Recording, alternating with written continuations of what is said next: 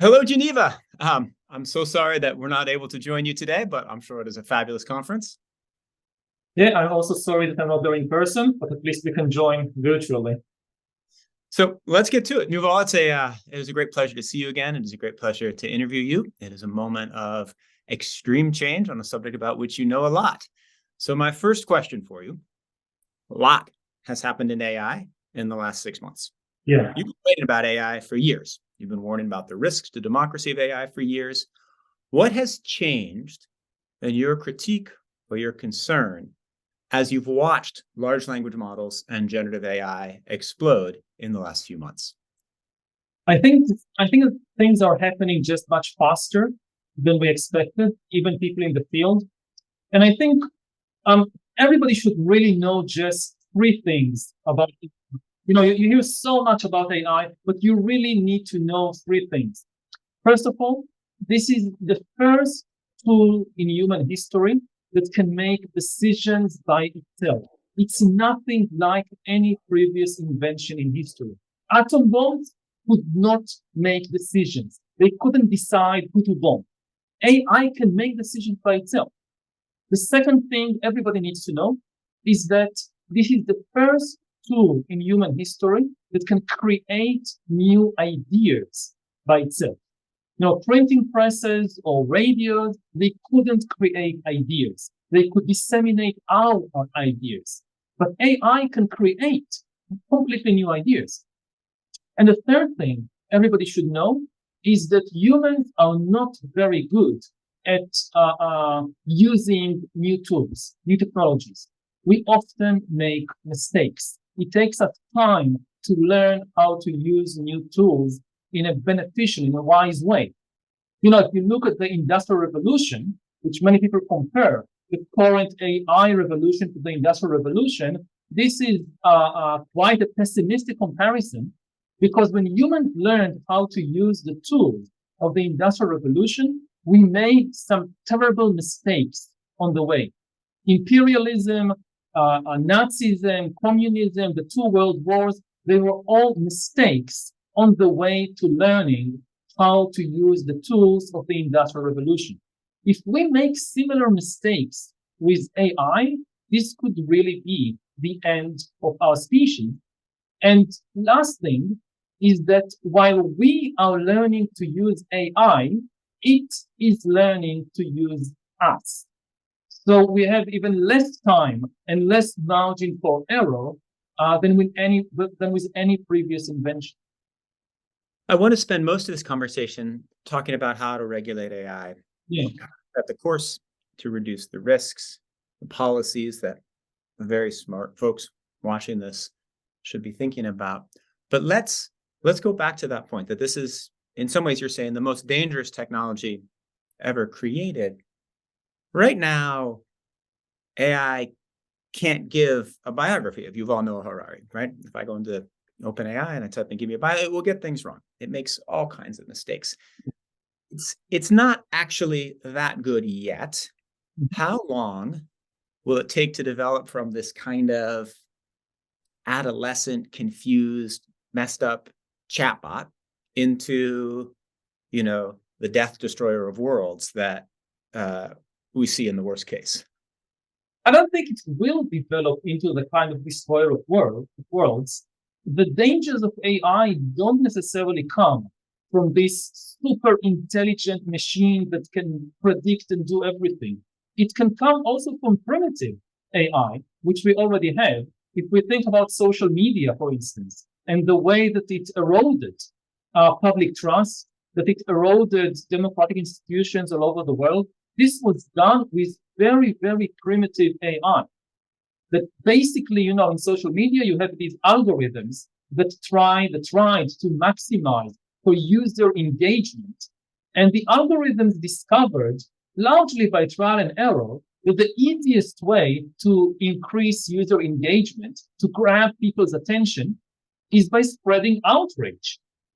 This is something AI discovered about human nature, and it used it, and it destroyed trust and institutions and the public conversations in many countries. We now have this curious situation when we have the most sophisticated information technology in history, and people can no longer agree on anything.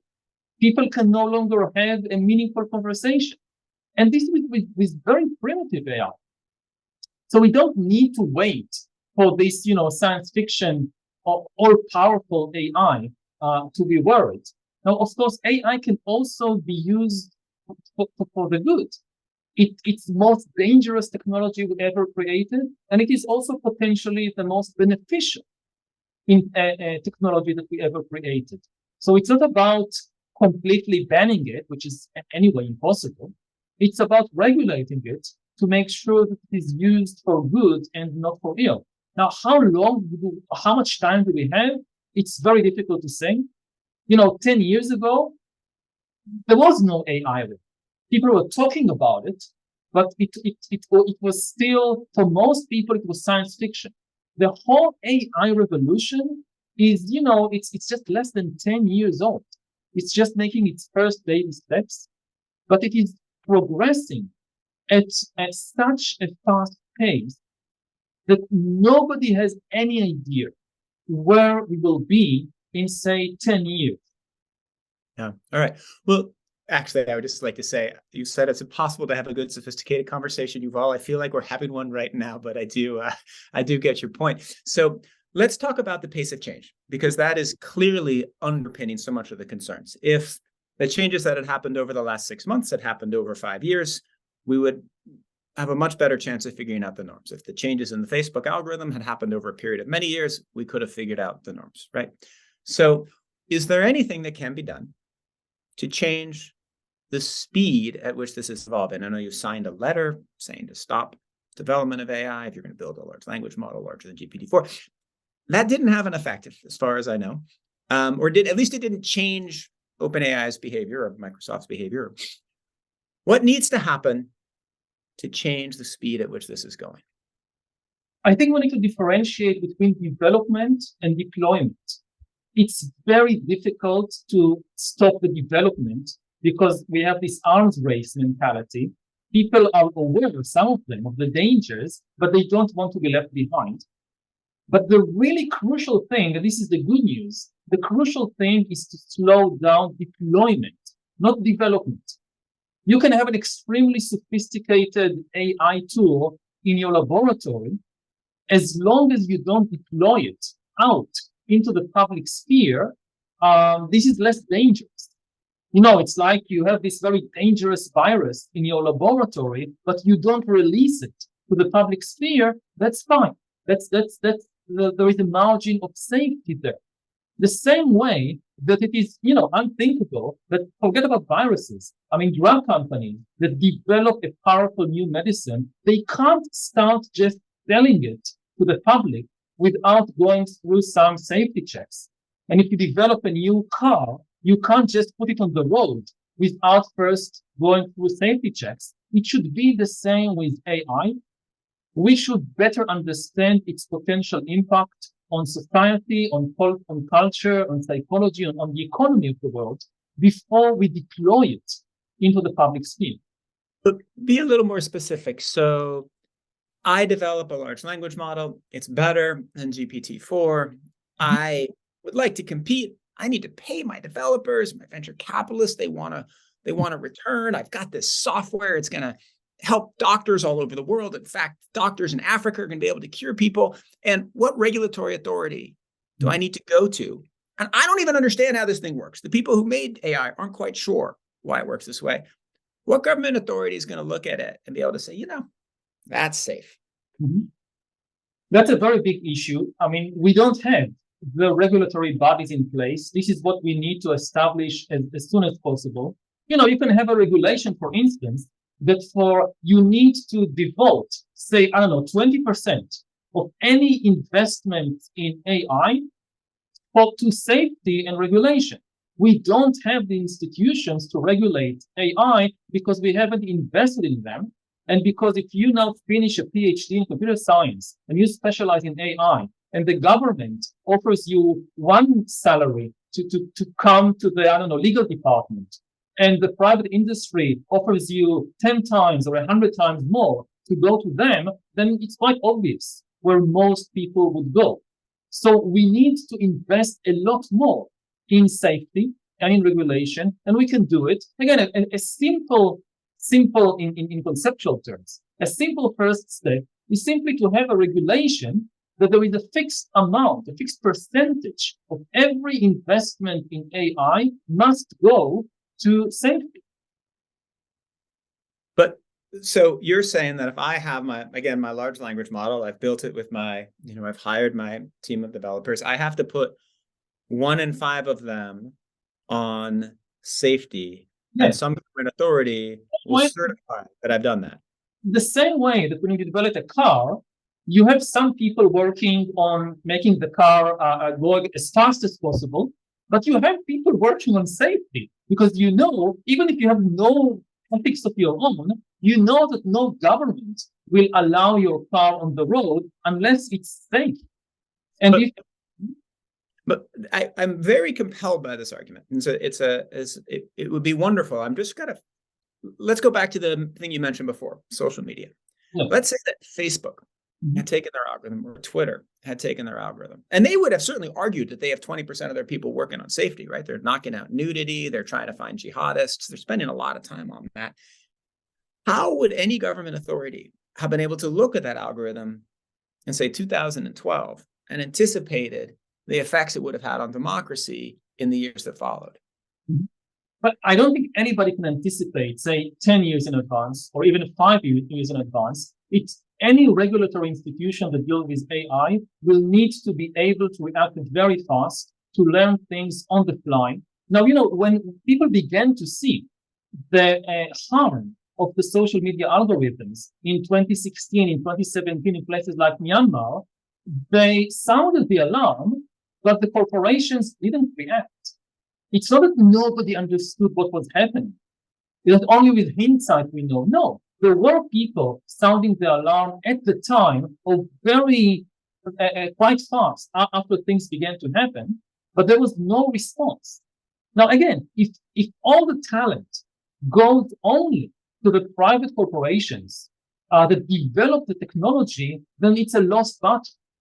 But if enough of the talent is encouraged and empowered to go either into government bodies or into NGOs that take it on themselves to regulate and to check for safety, and safety means social safety and psychological safety, then I think we'll be on better grounds. And again, for societies, especially democratic societies, this is an existential issue. And I think also for the tech companies themselves, at least some of the voices you're hearing coming from private businesses is, we understand the danger of what we are doing. Please help us regulate this, because by ourselves, it's not that we don't trust ourselves. It's because we understand the kind of arms race dynamic within the market. We understand that without some external authority forcing us to regulate, it will not happen. So one of the concerns I have about the big companies coming and asking to be regulated, we've seen Sam Altman has been traveling the world, and Brad Smith from Microsoft is in Washington. One of the concerns I have is that their desire to be regulated may come from moral concerns. And it may come from the fact that if they are heavily regulated, no one will be able to compete with them. If the government says, you know what, in order to have an AI company, you got to have 20% of your people on safety, you have to have certified, you need an off switch, you need a lawyer who's going to comply with the regulations in Denmark and make sure that it all matches up with the regulations in the United States. Mm-hmm. Only the big companies can do that. And then their power increases. GDPR only increased the power of the big social media companies. Are we going to do that again? Mm-hmm. That's a very good question. I'm not sure about the answer. But first of all, already at present, the kind of resources you need in money, in data, in people to develop the really powerful models is such that it is a game of very few competitors. Certainly, if you think in global terms, then very few countries are leading this AI revolution. and talking at the UN with representatives from throughout the world, this is extremely dangerous. Again, the previous time something like this happened in the 19th century with the Industrial Revolution, we had a few countries leading the Industrial Revolution and then very quickly conquering and exploiting the rest of the world. And this can happen again with AI in new ways. With the AI revolution, you don't need to send soldiers into a country in order to basically conquer it. You just need to take the data out. You can control it from afar. Yeah. So when we talk about regulation, it's not just the issue of, a national government with its corporations. It's also a global issue of how all these countries that they are not really competitors in the AI race. How are they going to face the consequences? Because obviously that the technology will impact everyone, not just the front runners. So let's go back to the Industrial Revolution and let me ask you about regulation back then. So electricity gets invented. We don't regulate electricity, we regulate the uses of electricity. You can't use electricity for this particular bad thing, but electricity is out in the open. We do regulate trains, but we don't say, I guess we do regulate trains. So electricity is the better example. So isn't AI more like electricity than like trains or cars, where it's underlying all this stuff and we should regulate the outputs and the uses? No, it's even more extreme than trains. Because as I said in the beginning, AI can make decisions by itself. It could create new ideas by itself. It's more like humans than it is like trains. And its potential, again, politically, economically, culturally, to disrupt human society is immense. Now, again, there are many of the regulations we are talking about can be, again, conceptually quite simple. It's taking very old laws and rules and simply applying them to the new realm of information technology and AI. If you think about a law, for instance, like don't steal, this is not a new invention, don't steal, but part of the business model of the big companies, of the tech giants, was to say that the world of information technology in the online world is completely different from the physical world. So laws that like don't steal, they don't apply to data. We can take your data and do anything we want with it, and this is not stealing. And regulation to a large extent simply means no. Whatever, rules and norms that humans developed over thousands of years to deal with things like, wheat fields, that you can't take somebody's wheat field, they also apply to the digital reality and to data. You can't take my data and use it to manipulate me or to sell it to a third party without my permission. Similarly, for thousands of years, we had laws against counterfeiting money. Technically, it's very easy. It was always very easy to create fake money, whether it's coins or banknotes or whatever. Once money became central to the financial system, in order to protect the financial system, governments enacted very strict rules against counterfeiting money. In most places, you would be executed. It was one of the worst crimes imaginable. Now, nobody ever enacted rules against creating fake people because it was technically impossible. There were rules against fraud, but not against creating fake people. Now it is possible for the first time in history to create fake people, to create billions of fake people. Like you interact with somebody online and you don't know if it's a real human being or a bot. I mean, in a year, probably, this conversation like we are having now, it would be almost impossible to be sure whether you're talking with a deep fake or with a real human. Now, if this is allowed to happen, it will do to society what fake money threatens to do to the financial system. If you can't know who is a real human and who is a fake human, trust will collapse. And with it, at least free society. Maybe dictatorships will be able to manage somehow, but not democracies. And we just need very strict rules against faking people. If you fake people, or if you allow fake people on your platform without taking effective countermeasures, so maybe we don't execute you, but you go to 20 years in jail. And you're surprised how quickly the tech giants will find ways to prevent the platforms from being overflown with fake people. Can you relax the regulations slightly? Since I created a whole bunch of fakes along with my 12-year-old recently while playing with some software, and you're right. Please allow me. It's the same cell. I really love the little guy. Not that you're not allowed to create them, you are not allowed to pass them in public as real people. I mean, there are situations when it would be wonderful to interact with an AI, let's say an AI doctor.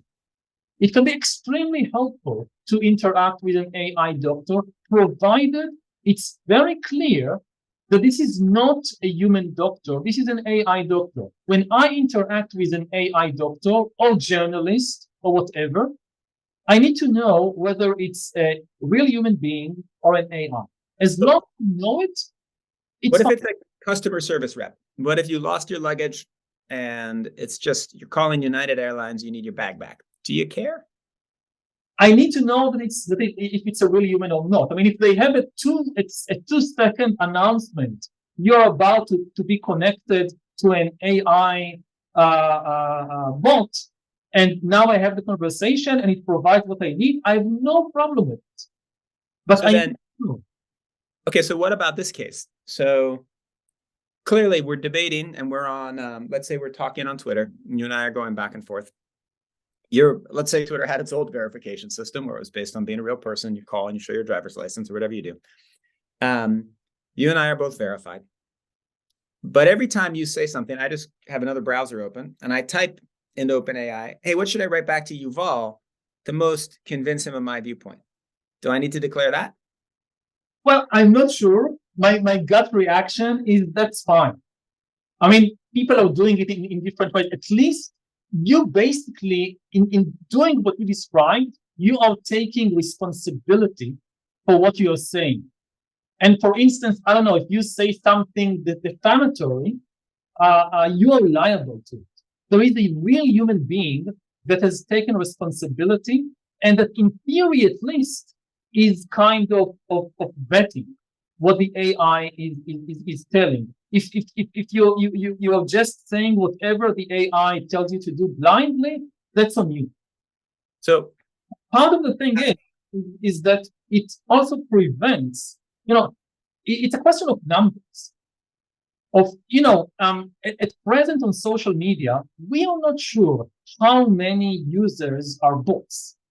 But because bots can, a bot can tweet hundreds of times an hour in a way that most humans can't. And even though bots are apparently a small percentage of Twitter users, they're responsible for a large volume of the conversations or of the communication on Twitter. Now, what happens if you have a social media platform when it's not just bots that retweet what a human created? You have millions, potentially billions of bots that can create content that is in many ways superior to what humans can create, like more convincing, more appealing, whatever, more tailored to your specific personality and life history. If we allow this to happen, then basically humans have completely lost control of the public conversation. And things like democracy will become completely unworkable.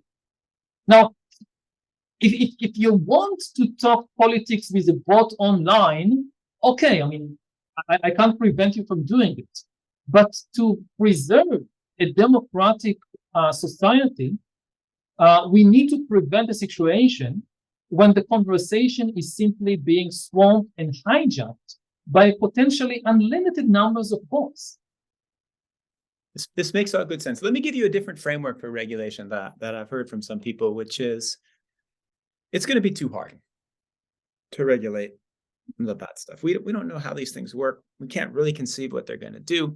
if we try to prevent all kinds of bad things, we're just going to allow for regulatory capture, and we probably won't prevent them anyway. So instead, what government should do is they should try to support as many good uses as possible. Because as you've said, AI will be used for good, AI will be used for ill. If we have more that's used for good, maybe it cancels out. So if that were the logic, then a government should build a data set that AIs could train on and only allow access to nonprofits, universities, maybe companies that they've certified because they're doing good things. They're only teaching kids chemistry or trying to cure AIDS or trying to promote civil conversation.